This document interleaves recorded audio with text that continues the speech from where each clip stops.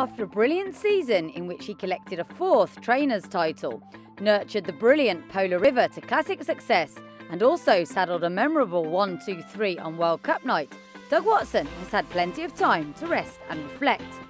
He was able, therefore, to give us the lowdown on his plans for some of his stars of last year. We haven't actually spoken to Doug Watson since what was a very successful Dubai World Cup night. Congratulations. Was it a big relief? It was just a really nice night. It was nice to get the win out of the way. I think we've been shooting for that every year and hadn't come true to that point. So, but it was nice. It was a great night. And sort of sealed a great year, another championship for you as well? Yeah, no, we had a great team of horses and great team of people, and we're very fortunate. One-man band at the 200 metres mark. He's gone further in front. He's 3 in front of Cool Cowboy. Faulkner's in 3rd spot. It's Watson. 1, 2, 3. One-man band is it all of the way. There'll be skyrockets over red roofs tonight. 1-2-3 in the Godolphin Mile it's kind of similar to what Aidan O'Brien did in the Arc last week. But let's talk about those horses. One-man band? Yeah, he picked up a little injury here at the beginning of the season, 5 days into Cantering, and we're hopeful to get him back before the end of the season, but we'll just have to play it by ear. But, it's not an injury that should hold him out at least next season, but we'll have to talk to the powers that be and see what we're going to do with him. And Faulkner, of course, that was another good effort from him. Yeah, he's summered really well, and we might try to stretch him a little bit further this year, but he ran a great race in the mile, couldn't fault him a bit, and he's a top-class horse. I don't know where he'll fit in, but hopefully we'll win a couple more races with him. Yeah, because you've always sort of dallied with, is he a mile or is he a 2,000 metre horse, haven't you? He's only let us dally a little bit because of soundness issues, but last year he was pretty sound other than a foot that he picked up about halfway through the season, and they did a nice job getting that fixed up and getting him ready for World Cup night, and hopefully we have a straight run with him this year, and he should be good. And Cool Cowboy as well? Yeah, he's doing really well. I think we talked to the owner, and we're going to make our first start up the hill and then go towards that listed race in the middle of December with him. Okay, that's interesting.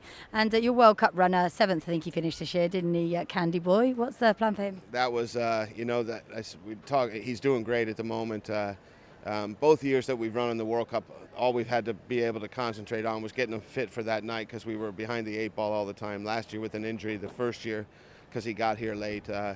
This year, I hope we just have a clean run with him. He's a really sound horse. We got very unlucky last year, but if we can get a couple runs in him and be able to bring him to a race the way we want to, with keeping him a little fresh and going. I thought it was a great run. He's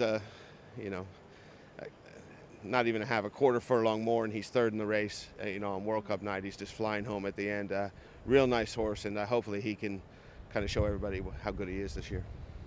I've got to ask about Polar River. She's probably the star, the highlight of last year for you? Yeah, she was super, and I don't know how she'll fare against older horses. I'm pretty sure she'll do okay.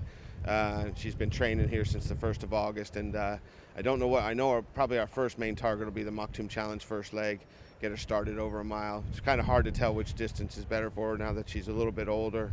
Her pedigree says she should stay. I don't think there was any problem staying in the UA Derby last year. And the Oaks too, so we're really looking forward to it. We're just trying to figure out where that first start's going to be. Any regrets in not going to America with Polar River? No, I think she had her time for the season. She needed to mature. You've seen her before. She's not a very big filly, and I think that would have been a lot to ask of her. I think she strengthened up this year. We had a little bout with colic early in the summer, and she's come back from that nicely. And I think hopefully she'll be able to show that she can compete against older horses and against the males here, and then I think the main plan is to probably take her back and try to run in some of the better distaff races in America next summer. That'd be really exciting. Should talk about a couple of your turf horses. Bassettine was a bit of a revelation last year. How's he been doing? He's doing great. Had a good summer. Looks well.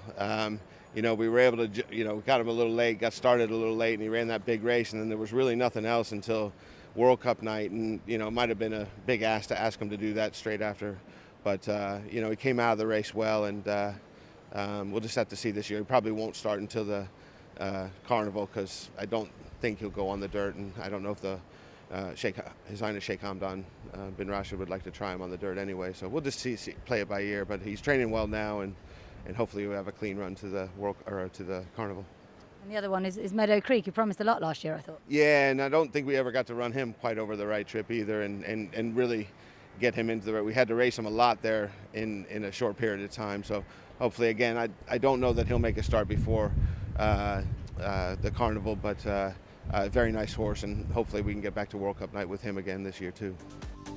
The Red Stable's success hasn't gone unnoticed, and they've received several new horses, including an exciting pair from America. Wildcat Red won the Fountain of Youth Stakes a couple of years ago, while Second Summer was the winner of the Grade 2 Californian. Got quite a few exciting new ones. Wildcat Red is one who comes with a fair bit of form in the book. He does, and he's a little bit older now, but he was purchased over the summer in America, and he's a hard-knocking horse, and he looks well since he got here, and he just started really back in training off of a pretty good layoff, which I think he needed. And again, we'll be pointing towards sprint and mile races in the Carnival. Okay, and Second Summer as well? Yeah, nice horse, and does everything right here. We've had him here about almost 2 weeks now, and they're both doing really well. And it's great to have new horses, and especially American form. And His Highness Sheikh Rashid Al Nuaimi has sent us a couple nice horses, and I'm looking forward to them. You've also got quite a few 2-year-olds that'll be 3-year-olds. You'll be able to target those classics a little bit. Yeah, hopefully something turns out. A lot of them are unraced, so we don't know for sure how they're going to turn out yet. But Polar River was unraced last year. I think we got pretty lucky with her. I'm not expecting anything quite like her, but it'd be nice to get something that was close and be able to compete in those races. And ERC have got 12 with you. Must make them one of your biggest owners, along with the Mohammed Khalifa Al Basti and Sheikh Abdad. Yeah, they are, and it's a good group of people to have in the.